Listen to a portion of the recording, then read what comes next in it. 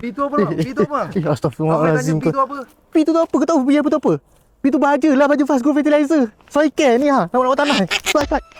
Okey, Assalamualaikum guys. Haziq Fast Grow Fertilizer dekat sini. Dan Amir daripada tim Fast Grow di kebun hari ni. Tengok cuaca ini baik kan? Sebab tu kita bertang kebun hari ni. Sebab tempat ni adalah tempat yang menerima hujan yang banyak dan kuasa banjir juga. Apabila banjir, kita expect pH tanah akan drop. So apa kita kena buat? Kita kena rawat tanah tu untuk pokok kesayangan kita ni. Sebab banyak Haziq dengar pakcik malas lah nak masuk kebun sebab dah hujan, apa pokok dah penyakit. Time ni lah pokok memerlukan untuk kita merawat dia dan bagi makan balik. Sebab dia dah lemas lah kena banjir. Tolong. Ni lah kita tolong dia. Mari kita tabur soil care dan foliar organik. Sebab itulah solusi untuk merawat tanah. Okey, ini step pertama. Kita tabur soil care. Untuk ni pokok tua lebih daripada 10 tahun lah. Kita akan tabur 5 kg. So 5 kg soil care kita akan tabur. So jom kita tengok macam mana nak tabur soil care kat pokok. Mari semua ada. So jom tabur aja soil care.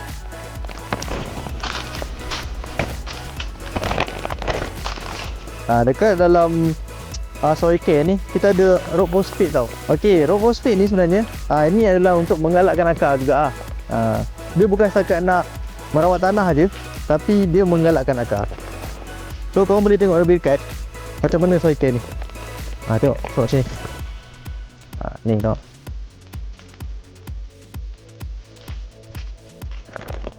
Okay, so kita dah settle tabur soil care.